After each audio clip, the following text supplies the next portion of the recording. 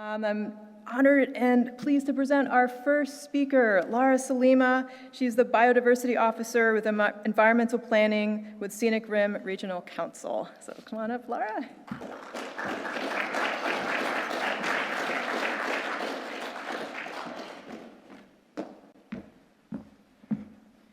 Hi, everyone. Thanks very much to Mayor Christensen for acknowledging country tonight and opening tonight's forum. It's great to have him here. And it's great to see you all too, here in Boona on your Garapal land. And hello to everybody online. As they said, I'm Lara Solyma. I'm a Biodiversity Officer at Council, and I'm keen to share with you some information about koalas in the Scenic Rim. I'm going to briefly cover where koalas are, some of the threats they're facing, projects and programs that are helping them, and then we'll end with a little bit about koala research.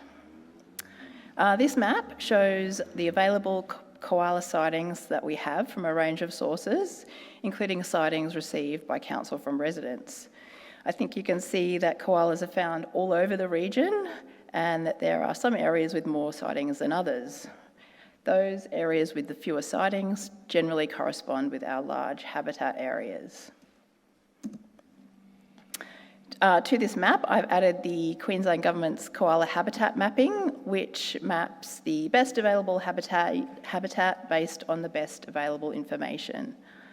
You can have a look at a big map closer up at the display table, and for everyone online, click on the Slido event and you'll find some free resources there where you can look at this map. I think it's interesting because it illustrates that koalas are commonly found outside of the mapped koala habitat area, just as the Mayor mentioned. In the Scenic Rim and elsewhere, it is not only the best available habitat that is essential for koalas, but also roadside and paddock trees.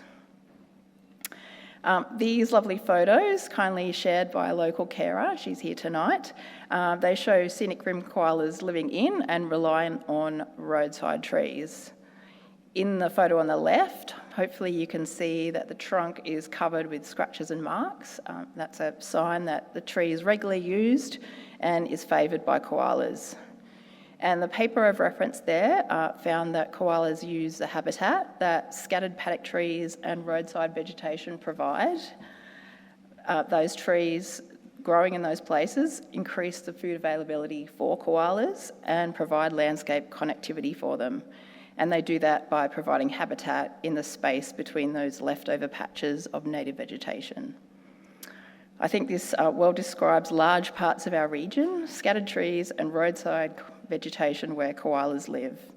It's vital that we retain this existing habitat across our region to ensure that koalas continue to survive. To that end, Council's collecting koala sightings from residents, and we strongly urge you to provide us with your sightings. We need them to keep building that information about where koalas are, where they might be crossing roads, where they're being killed on our roads, and where they're experiencing disease. Good quality, clear photos, which everyone has easy to take now, can help verify any sighting. You should provide a koala sighting whether that individual koala is alive or dead or sick or healthy. And please, if you are unlucky enough to come across a dead koala hit by a vehicle, always provide a sighting. If we don't know about where these incidents are happening, we can't do anything about it. You can also submit koala sightings through Queensland Government's brand new app, Q Wildlife. So a bit more about koala data and koala threats, this time koala hospital data for the Scenic Rim.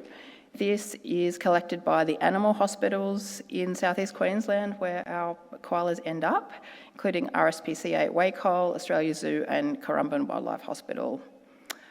For the 6 odd years between January 2016 and August 2022, 332 koalas from the Scenic Rim ended up in hospital.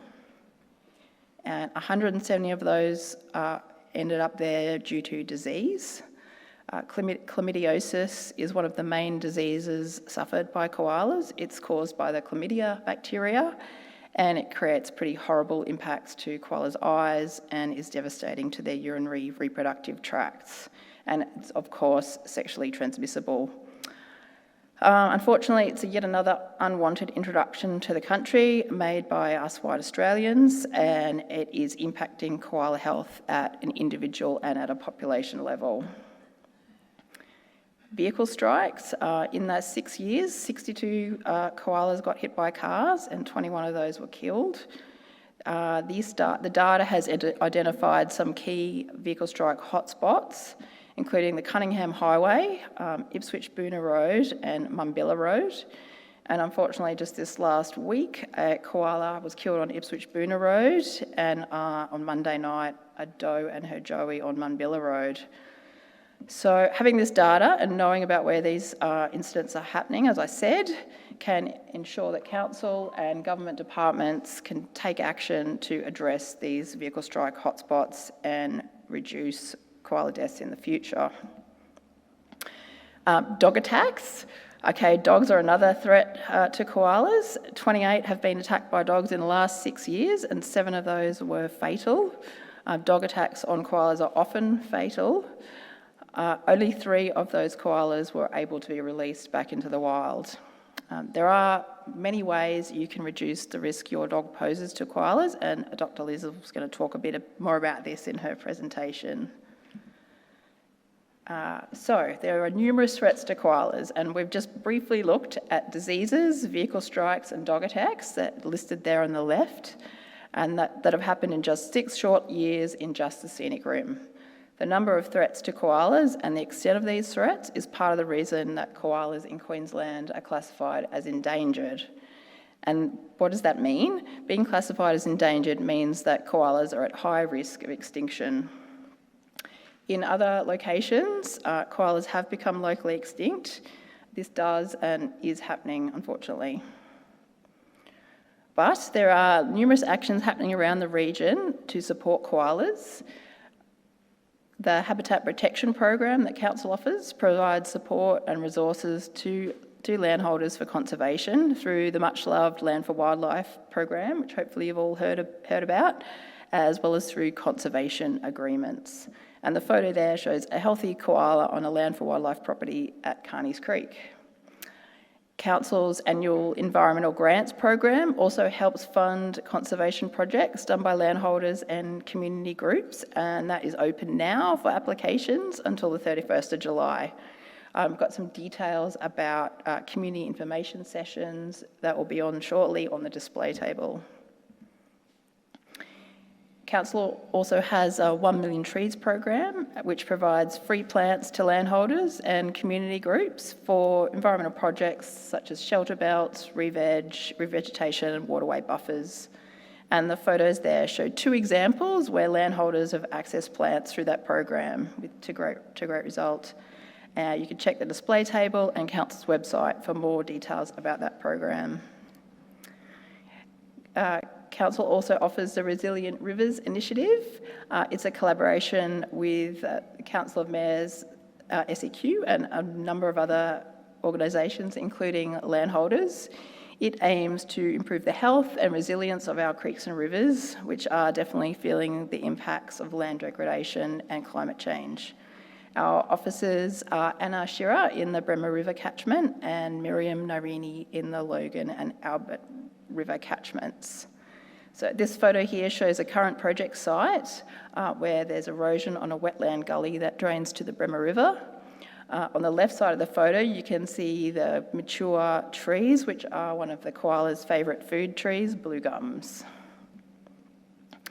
At this site, Resilient Rivers is delivering a fenced refuge gully and stabilising the eroding areas with small-scale earthworks and revegetation.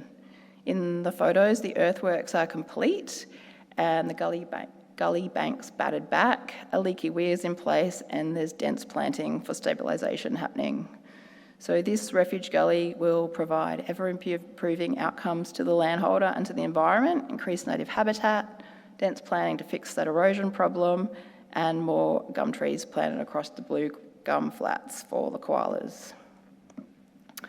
During 2021, Council received funding for koala habitat restoration from the Queensland Government. This project at Tamborine includes weed control within existing habitat and along a creek at the site, as well as revegetation to expand the koala habitat. The planting went in the ground in spring 2021, and you can see how well it's doing in this photo taken last week. This project's a successful collaboration between Council, the Queensland Trust for Nature, and our restoration contractor, The World As I Am. In 2022, happily, we won more funding through round 2 of the same program, this time for a project at Sundown Reserve on the Albert River at Tamborine. This project started in March this year and has been planned to extend existing koala habitat. There's intensive weed control happening along the Albert River, including of the killer vine weeds found there. Thanks to our environmental operations team who have been nursing the plants through these frosty, mostly dry months. Fassifern Reserve. So the Cunningham Highway at Fassifern Reserve is one of those koala vehicle strike hotspots I mentioned before. The red data points on the map show reported incidents. Having this data made it possible for Council to take a case to the Department of Transport and Main Roads and make a case for a solution at that location. And I'm happy to say that 2 kilometres of new fencing has been approved. It will be installed and help prevent koalas from crossing the highway at that spot, instead pushing them to cross more safely through an existing culvert. They're also working to improve the movement opportunities under the McLean Bridge there. The construction will start in November to December this year. Tonight, Council and Wildlife Watcher have new glove box cards available. These cards provide details about what to do if you come across a sick or injured koala. You can pick one of those up from our display table at the back of the hall, and for everyone online, please email or call the details on the slide and we'll send one out to you. Now onto some community groups. Watergum Community Incorporated are doing environmental work in the Scenic Rim as well. They are in a first year of a 2-year project to improve koala habitat. It's funded by the Australian Government and will include ecological restoration on private property, reducing weeds, including weeds of national environmental significance, and increase the data and knowledge about where koalas are by surveying for them. And on to the Fassifern Koala Action Group. If you're wondering what you can do to help koalas locally, please check out the new Fassifern Koala Action Group. This is an initiative of Fassifern Field Naturalists and Boonerin District Landcare. The action group aims to improve data and run community sessions to assist locals to spot koalas. You can connect with the group at the back of the room, sign up to be on the email list and get involved. You'll also find them on Facebook. Just look for Fassifern Koala Action Group. On to research. There is a lot known about koalas and a lot unknown. In the Scenic Rim, there has been some specific research for koalas, including in 2017, detection dogs and their handlers collected koala scat for scat analysis around Arachula, as the Mayor mentioned, to investigate the koala population there, again relating to vehicle strikes on the Cunningham Highway. And in 2018 and 19, the University of Queensland studied koala health and tree usage around Peak Crossing.